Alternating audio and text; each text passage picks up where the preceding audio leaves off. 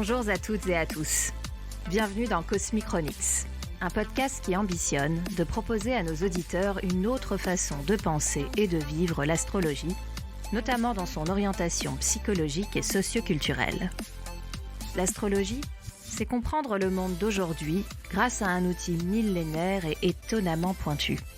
Un outil, au demeurant, dont se sont servis bon nombre de grands esprits de l'histoire. L'astrologie vient nous rappeler que pour mieux avoir les pieds sur terre et changer le monde, il convient d'aller faire un petit tour dans les étoiles. Je suis Léa, astropsychologue, et j'anime ce podcast avec Mathilde, une superwoman entrepreneuse et passionnée d'astrologie.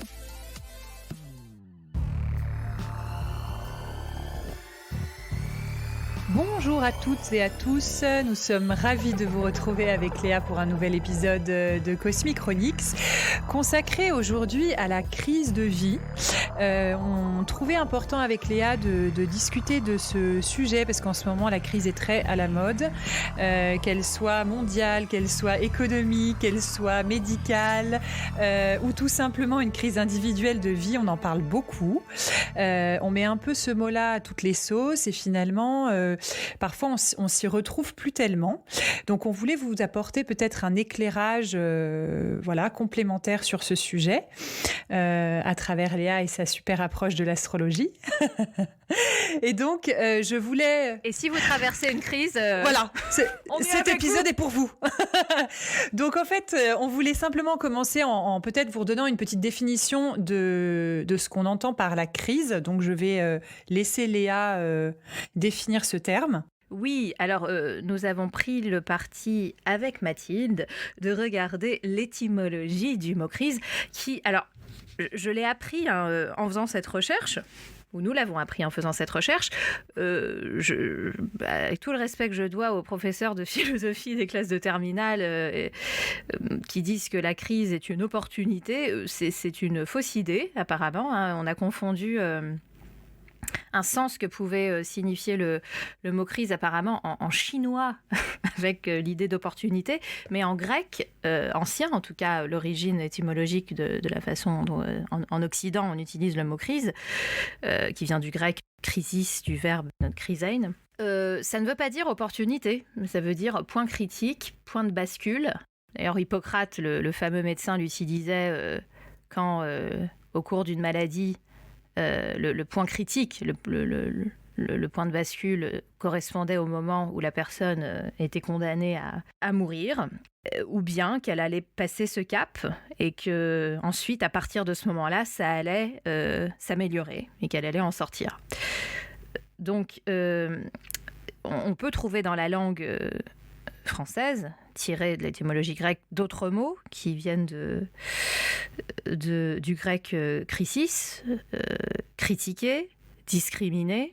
Bon, voilà, il y en a plein d'autres, mais on ne va pas tous les citer, c'est pas le sujet. Il y a une idée, et on a trouvé ça intéressant avec Mathilde, dans l'étymologie du mot crise, de justement devoir faire le tri, devoir séparer. Alors, est-ce qu'on parle du séparer le vrai du faux, la vie de la mort?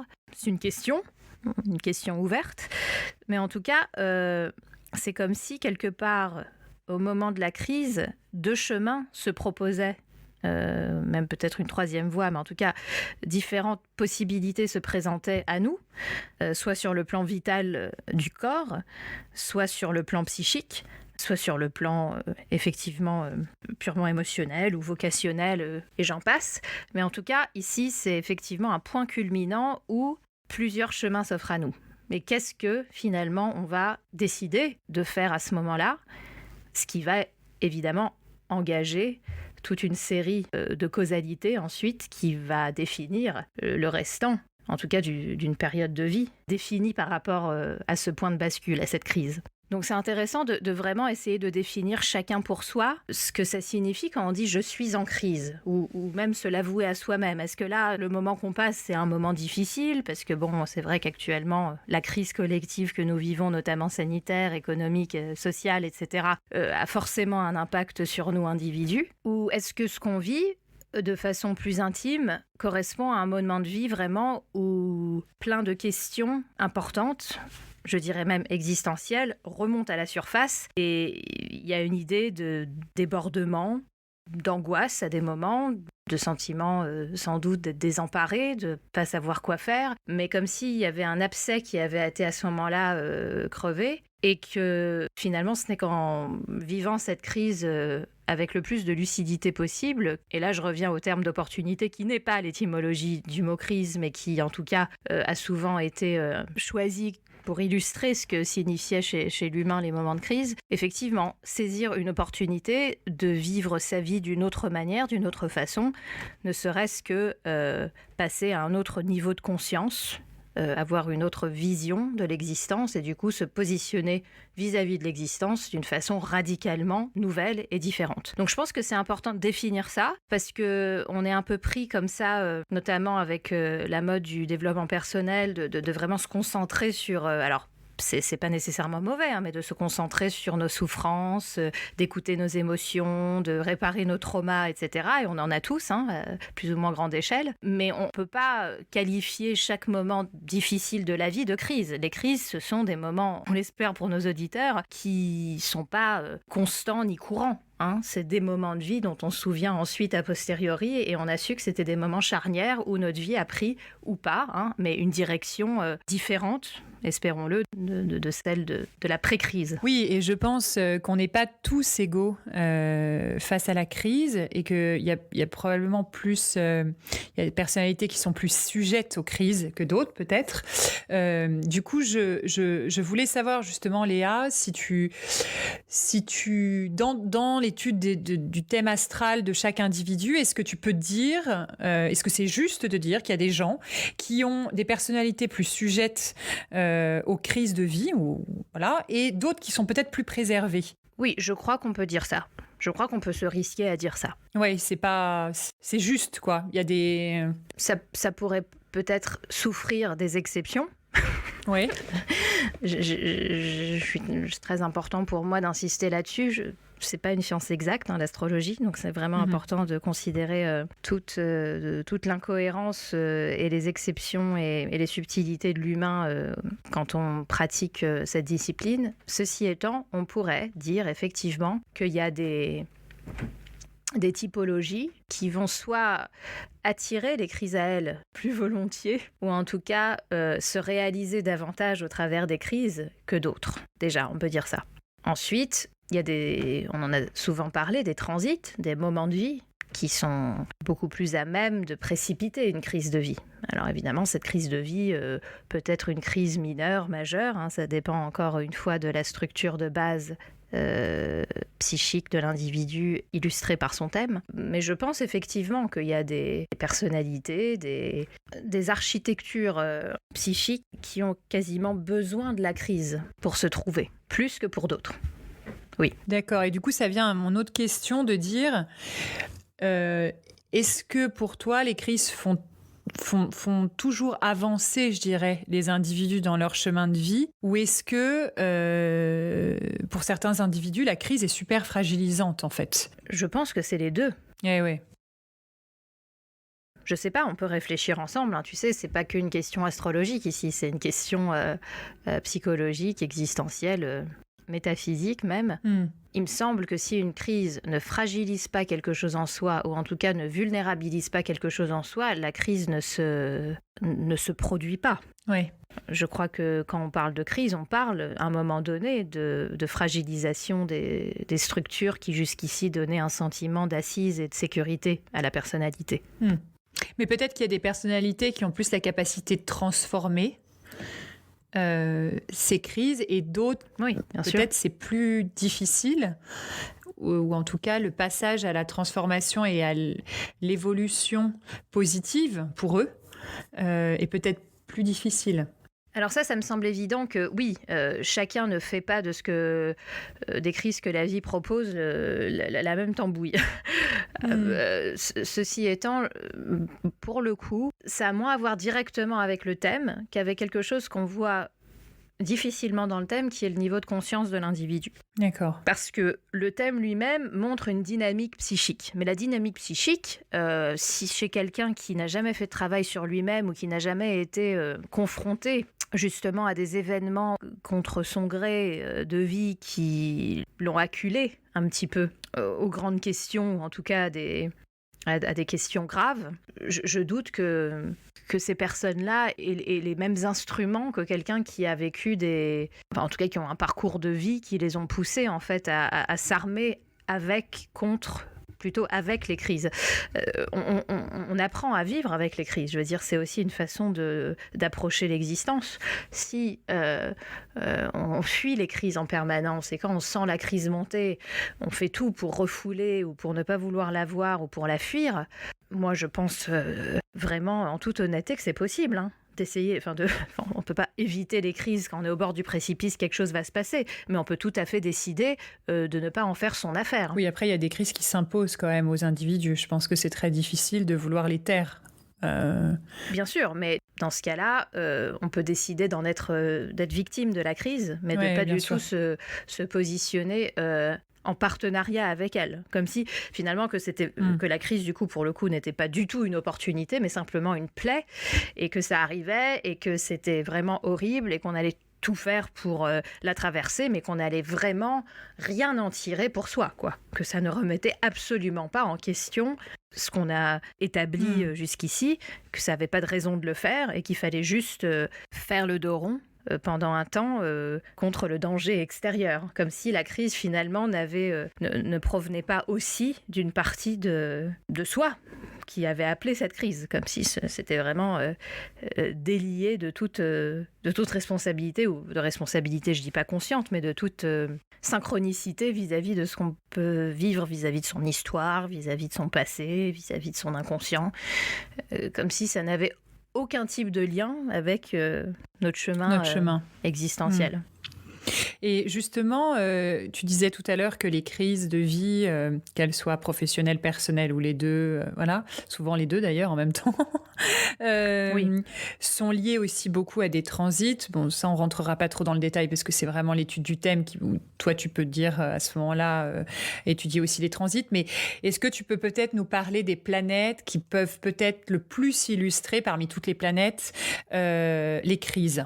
Ou en tout cas, les initier. Bien sûr. Alors, évidemment, les grandes crises de vie sont souvent, dans 90% des cas, accompagnées de transits importants avec les planètes transpersonnelles, Uranus, Neptune, Pluton, donc. Et puis aussi... mais c'est un petit peu différent, ça n'a pas la même saveur. Les crises...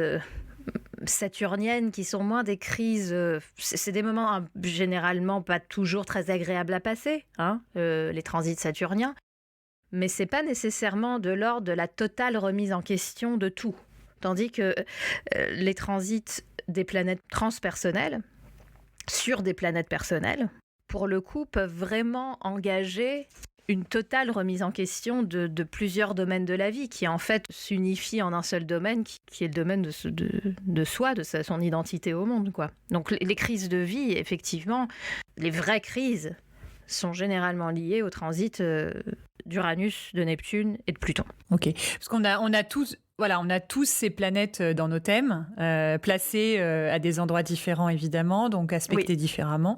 Mais voilà, je voulais un petit peu comprendre comment elles pouvaient jouer, comme elles sont transpersonnelles, à quel moment elles pouvaient jouer vraiment sur notre vie. Donc effectivement, c'est quand elles font des transits à des planètes personnelles ou...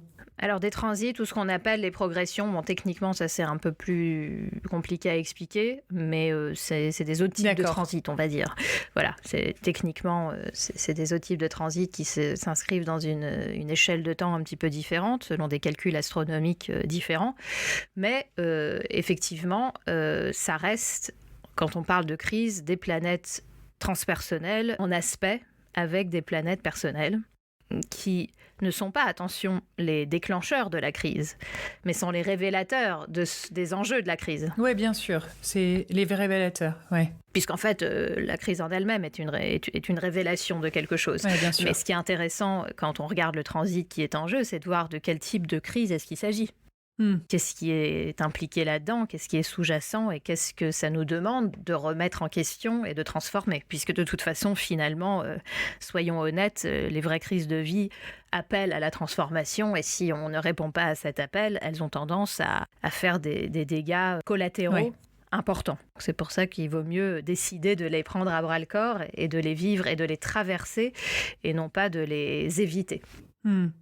Et on parlait aussi un petit peu la dernière fois, on a assez peu parlé, et puis c'est un vaste sujet, mais des maisons. Alors pour ceux qui connaissent un petit peu l'astrologie, donc dans un thème, il y a 12 maisons qui sont les domaines de vie. Est-ce qu'il y a des maisons qui incarnent particulièrement, ou qui peuvent incarner, c'est pas forcément obligatoire, mais qui peuvent incarner des crises de vie? Et si on a des... Voilà, je ne sais pas, si on a plus de planètes dans ces maisons, par exemple, on peut être plus sujet à des crises ou à des transformations que d'autres. Est-ce que ça se joue aussi sur des maisons? Les maisons astrologiques, comme tu le sais, c'est vraiment les domaines de la vie où se jouent les transits. Mais la crise en elle-même, c'est plutôt les planètes qui en parlent. C'est plutôt les planètes et les aspects entre ces planètes. Grosso modo, si les maisons sont des domaines, des différentes aires géographiques de l'existence, bien qu'elles sont menées à coexister quand même ensemble et pas vraiment de façon séparée, mais en tout cas, si on voit ça schématiquement comme des aires géographiques de la personnalité, il y a des terrains, effectivement, qui peut-être... permettent à la crise de se vivre plus ou moins consciemment. En tout cas, par exemple, si on a une crise, en tout cas un transit qui touche, dont les planètes touchent les maisons plus inconscientes du thème, les maisons d'eau dont on avait parlé, la maison 4, la maison 8 et la maison 12, la crise ne va pas être vécue par l'individu tout à fait de la même manière que si ça se passe dans les maisons, par exemple angulaires, la maison 1, si la maison 4 c'est une maison effectivement...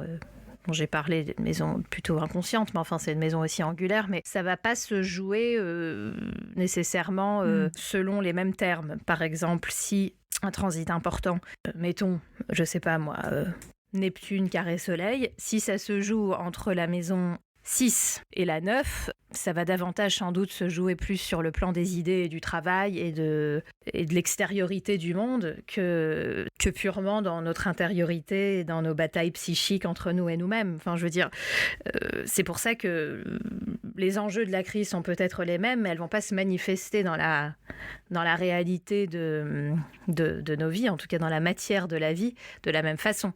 Mais l'énergie qui prévaut à la crise aura des similitudes. Ce qui est intéressant de voir, c'est que c'est moins le terrain sur lequel la crise se déploie qui est c'est intéressant, c'est une information intéressante. Oui, il y a beaucoup de paramètres. C'est peut-être pas le centre de la question. Ce qui est intéressant, ce que l'astrologie peut nous apporter dans la gestion des crises, si je puis dire, c'est la façon, en fait, de se demander qu'est-ce qui est en jeu dans la construction jusqu'ici de notre personnalité, qui demande à être mise à plat, transformée, transcender aussi, parce que les planètes transpersonnelles, en un sens, demandent à l'individu de transcender quelque chose de lui-même. Donc que ça se manifeste sur le plan de la relation, du travail, de la santé, de la créativité, ou de la vie purement psychique ou de l'éveil spirituel, c'est pas que c'est la même chose, mais fondamentalement si. Ça exige en tout cas la même chose de l'individu. Et si l'individu le comprend mieux, parce que c'est quelqu'un qui a un lien plus immédiat avec l'extérieur qu'avec sa propre intériorité, ça va peut-être se jouer dans le travail, dans une crise professionnelle. Et quand c'est, par exemple, quelqu'un qui a une vie intérieure très riche et qui, d'un coup, je sais pas, a une grave crise de sens en lui-même, ça va peut-être se jouer simplement dans un espèce de tunnel psychique pendant un temps où il va falloir faire un travail avec des énergies plus inconscientes. Oui. Mais c'est là où c'est intéressant l'astrologie, parce que justement, ça peut vraiment... dans un thème, on peut vraiment voir dans quel domaine, en fait, la crise peut se jouer. Mais ce qui est aussi intéressant d'un point de vue plus positif, c'est que l'astrologie aussi peut aider justement à trouver les ressources de l'individu dans le thème pour faire face à cette crise. Ah oui, C'est-à-dire tout à fait. que toi, dans ton métier, justement, tu peux dire quelqu'un qui traverse vraiment une crise très difficile, qui est un peu perdu, qui ne sait plus tellement comment avancer avec tout ce qui lui tombe dessus. Peut-être tu peux être, avec l'astrologie, un révélateur de ressources pour qu'il arrive à traverser, à dépasser cette crise et peut-être à avoir des ressources un petit peu insoupçonnées qui ne se révélaient peut-être pas avant, finalement. Bien sûr, non, mais ça, c'est sûr que ça permet beaucoup d'identifier, on va dire, les outils avec lesquels la personne peut s'armer pour faire face à la crise. Mais la raison pour laquelle je suis un petit peu... j'hésite à utiliser le terme d'outils, de parade, de stratégie pour contourner la crise ou pour la gérer. Parce qu'on est quand même dans une société qui sommes très... c'est très à la mode de gérer les crises, de les contenir, de trouver une solution. De les contrôler, surtout, de les contrôler, parce qu'évidemment, c'est sûr que si on ne contrôle pas du tout la crise du Covid ou qu'on ne contrôle pas du tout les crises économiques, ça fait énormément de dégâts purement humains. Quoi. Il y a beaucoup de morts. Bien sûr. Donc, c'est sûr que l'idée de gérer un tsunami, quand je parle d'un tsunami, je ne parle pas simplement d'un tsunami, on est d'accord, c'est une image, mais en tout cas, quand il y a une force, en tout cas qui est hors de contrôle, il est évident qu'à un moment donné, l'humain va avoir un besoin pour survivre, d'essayer en tout cas de la canaliser, de lui donner une direction pour pas qu'elle crée du chaos tout autour d'elle. Mais je pense que dans les crises plus intimes, plus personnelles, je dis pas qu'il faut se laisser complètement porter par la crise et se laisser détruire et défaire et devenir un ectoplasme, c'est pas ça que je veux dire. Mais à un moment donné, toute crise, dans le sens où on parle de transit de planètes transpersonnelles ou en tout cas en aspect avec des planètes personnelles, demande à un moment donné un lâcher-prise. Oui. Et je pense qu'on parle beaucoup de lâcher-prise depuis 20, 40 ans. Il y a des tonnes de bouquins là-dessus dans toutes les librairies. Mais en fait, il n'y a pas de modèle pour lâcher prise, quoi. Je pense que vraiment, ça dépend des individus. C'est marrant, quoi. Cette espèce de façon d'injonction à lâcher prise, alors que lâcher prise déjà ne vient pas par l'injonction, et qui plus est, l'injonction paradoxale. Faut lâcher prise. C'est pas possible. Ça ne marche pas. La psyché humaine regimbe à ce dictat. Donc c'est très compliqué. Toutes les retraites de méditation, le fait de vraiment lâcher les tensions, lâcher les préoccupations, c'est très compliqué. C'est une vraie question. Comment est-ce qu'on peut accompagner un lâcher-prise? Comment est-ce qu'on peut être dans un état d'acceptation totale à ce que la vie nous présente à l'instant T? C'est vraiment très compliqué. Et je pense que c'est là l'enjeu de la crise. L'enjeu de la crise nous invite à être totalement dans l'instant et totalement en accord avec la vie ici et maintenant. C'est pour ça que peut-être que la meilleure façon de lâcher prise, effectivement, c'est ces méthodes qui nous permettent d'être ancrés dans l'instant présent, mais sans aucune injonction par les mots de lâcher prise. Oui, bien sûr. La seule façon de lâcher prise, c'est d'être là. Je veux dire, c'est de n'être ni dans ses pensées vis-à-vis de son histoire, de nos histoires, une histoire proche, de nos impératifs, de nos responsabilités vis-à-vis du monde et aussi de nos projets, des enjeux à venir, de tout ce qui nous occupe, parce que on est quand même très occupé par notre passé et par notre futur, ça on le sait, ça prend beaucoup de notre énergie psychique. Et peut-être que la crise, à un moment donné, elle vient nous rappeler que si on n'est pas, à un moment donné, on ne laisse pas la place à l'expérience de la vie totale par elle-même pour ce qu'elle est, avec des yeux complètement nouveaux, en déconditionnant toute façon de vouloir l'appréhender selon les vieux schémas, c'est compliqué d'apprendre de la crise et de traverser la crise. Il y a toujours quelque chose chez l'humain qui va lutter contre la crise. La crise va nécessairement créer une réaction épidermique de survie. On se sent en danger, ne serait-ce qu'un danger de devoir changer. Donc ça, c'est un danger. Et au vu, en fait, de cette mécanique de défense complètement normale, j'ai envie de dire commune, humaine, on va effectivement avoir un choix à un moment donné, parce qu'on va sentir à différents niveaux que quelque chose vient toquer à notre porte et qu'il faudrait peut-être y répondre. On peut décider de ne pas y répondre au premier knock on the door, je ne sais plus comment dire, au premier toc-toc. On peut décider de dire non, personne ne rentre. Et généralement, ça va se faire de plus en plus pressant, jusqu'à ce que soit quelque chose de plus violent arrive ou que la crise défonce la porte. Mais la crise, généralement, elle n'arrive pas du jour au lendemain. Ceux qui disent d'un coup, ça m'est tombé sur la tête, c'est qu'on n'a pas regardé les signes avant-coureurs. Oui, il y a des signes annonciateurs déjà bien avant. Voilà. Oui. Qu'on n'a pas voulu écouter ou qu'on n'a pas voulu prendre en compte. Ça me semble évident, oui. Je veux dire, une crise n'arrive pas. C'est une accumulation de certains dénis.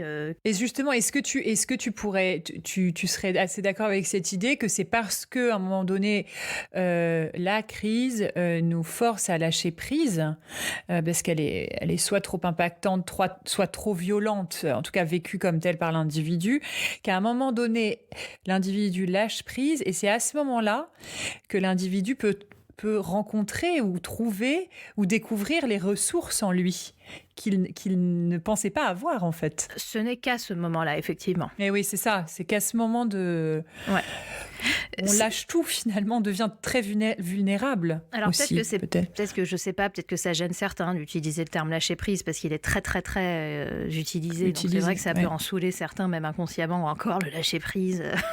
On a eu toutes les sauces. Peut-être le terme d'acceptation est meilleur. Mais dans l'acceptation aussi, dans nos conditionnements occidentaux, l'acceptation, c'est un peu une défaite. Oh, j'accepte, je me soumets. Mais c'est marrant, oui, la grande force d'un individu, c'est de savoir se soumettre quand il faut se soumettre. Et savoir se battre quand il faut se battre. Mais penser qu'il faut se battre contre un ennemi bien plus fort que soi, c'est-à-dire un transit transpersonnel, qui va venir aller nous demander d'aller piocher dans nos ressources, évidemment, mais seulement après qu'il y a un acte d'humilité qui se produit vis-à-vis de la vie. Ah, ça, je reconnais, c'est trop fort pour moi. Je ne sais plus, je ne sais pas. Oui. Savoir dire je ne sais pas à un moment donné, c'est très compliqué pour certaines personnes qui ont besoin de garder le contrôle. De dire je ne sais pas ce qui m'arrive, je ne sais pas quels sont les enjeux, j'ai peut-être même besoin ça reste un chemin. De me faire aider par quelqu'un de bienveillant et de compétent pour essayer de comprendre ce qui m'arrive. D'essayer d'avoir une altérité qui m'aide à éclairer ce que j'ai du mal à éclairer moi-même. Entre moi et moi-même, c'est trop proche, c'est trop... j'ai nez dans le guidon, il faut avoir un peu de distance sur ce qui se passe. Donc, je me mets en recherche, évidemment, d'un ami, d'un thérapeute, d'un professeur, que sais-je, d'un mentor de confiance qui pourrait m'aider à éclairer ce qui se passe. Mais ça me semble très compliqué d'arriver au stade de la transformation que la crise, en fait, nous demande fondamentalement, sans passer par le stade de l'acceptation. On ne peut pas juste se transformer parce qu'on décide, ça y est, de commencer à faire de la méditation ou de lire 50 bouquins de développement personnel. On ne se transforme pas comme ça. Ça reste à un niveau intellectuel et ça ne va rien transformer dans les profondeurs. Enfin, je veux dire, quand on parle des planètes transpersonnelles, on ne parle pas d'un cheminement intellectuel. Ça, c'est la surface de l'iceberg. C'est juste la pointe en haut émergée de l'iceberg. Je veux dire, l'intellect, face aux crises de vie, n'a aucune prise en réalité. Oui, il n'est pas d'une grande aide. Ouais. L'intellect permet de prendre conscience in fine à la fin du travail de tout ce qu'on a pu traverser, de peut-être faire des choix raisonnés quand on sent que l'aspect instinctuel, émotionnel peut devenir trop destructeur ou trop extrême. On peut essayer de pondérer grâce à l'intellect. Mais l'intellect reste très très limité dans son action au moment de la crise. Et c'est peut-être ça aussi qu'il faut savoir lâcher à un moment donné, parce que l'intellect est censé être en tout cas le mental est censé être l'outil tout puissant de nos vies qui permet de gérer. Bon, je pense que pendant un moment, il faut mettre de côté l'idée de gérer, de gestion, et de se laisser dépasser. Oui, de vivre pleinement en fait sa crise, en fait son moment. Oui, quelque part, se laisser traverser par elle, plutôt que dire je traverse une crise, se laisser traverser par la crise. Mais le travail à faire, en fait, c'est d'ouvrir la porte à la crise et de se laisser traverser. Et c'est très difficile, parce que oui, ça peut être très douloureux. Ouais, super difficile. Mais c'est pas rechercher la douleur pour la douleur. C'est aussi aller faire l'expérience de la vie dans ce qu'elle a de plus fondamental. Je veux dire, est-ce qu'on peut vraiment dire qu'on se sent vivant si on n'a pas, à un moment donné, vraiment ressenti avec tout son être la difficulté, l'impuissance, l'angoisse, pour ensuite la transformer en quelque chose qui est de l'ordre du plus lumineux, du plus joyeux. Mhm. Il est impossible de faire en sorte qu'une crise soit une opportunité, pour le coup, si on laisse même pas l'opportunité arriver à soi.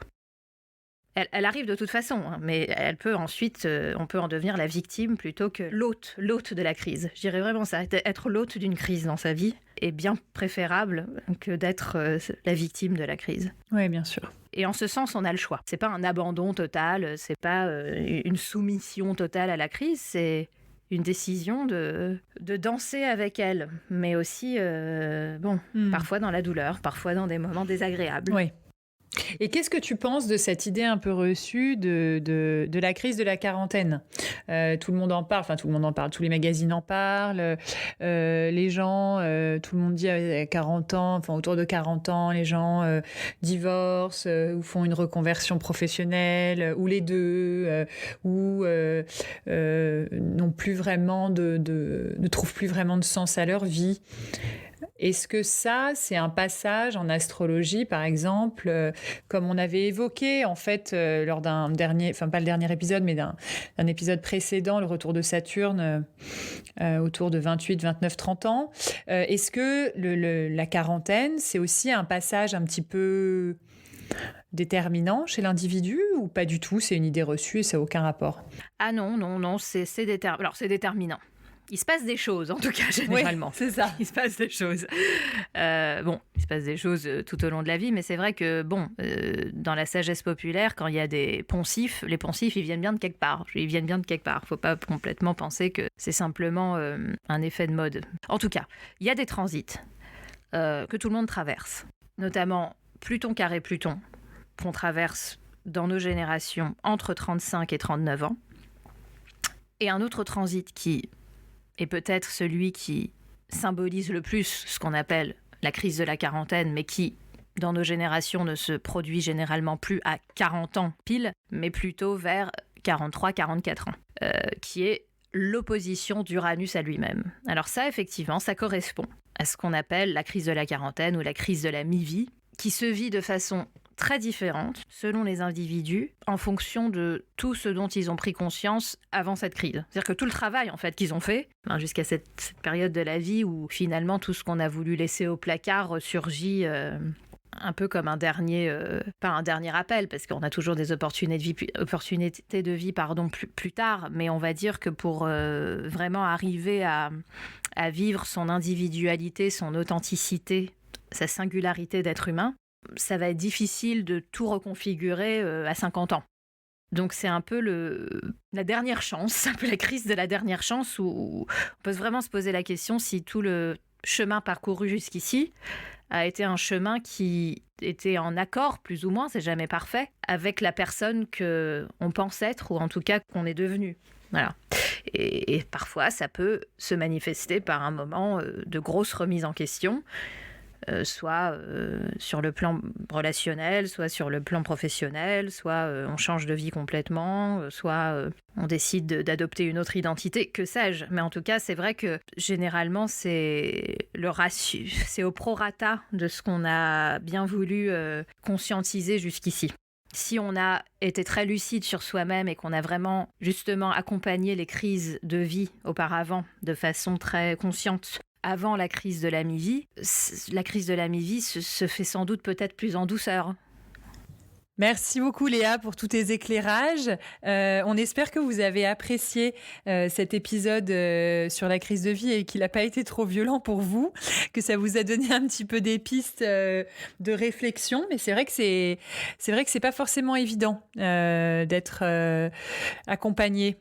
Ouais, je pense qu'en fait, on pourrait tout à fait... on ne vous le propose pas, mais c'est vrai que ce sujet de la crise de vie pourrait presque être une série sur les différents types de crises de vie que l'on peut traverser. Donc c'est un vaste sujet. Nous sommes désolés si on n'a pas pu être exhaustif avec le temps imparti, je tiens à le dire, parce que c'est vrai qu'il y aurait énormément à dire sur les façons qu'à l'astrologie de percevoir et d'aider et d'accompagner les crises. Mais là, on a juste voulu vous donner un petit aperçu, disons, en tout cas qu'elles ont un sens, qu'elles sont inscrites quelque part et qu'elles ne sont pas juste des grandes méchantes, des grandes sorcières qui viennent nous pourrir la vie. C'est vraiment l'idée du crapaud qu'il faut pouvoir embrasser pour qu'il se transforme en prince charmant. Voilà, donc on revient au conte de fées. On va rester sur cette image de fin d'épisode. On vous propose un crapaud. Je vous laisse lire Cendrillon. Enfin non, c'est pas Cendrillon, il n'y a pas de crapaud chez Cendrillon, enfin un conte, et puis comme ça au moins, c'est réglé. En tout cas, encore une fois, si vous avez des questions, ça nous fera toujours plaisir, puis on essaiera d'y répondre avec grand plaisir. Voilà, donc écoutez, on vous souhaite une très bonne journée ou une très bonne soirée, et on vous dit à très bientôt.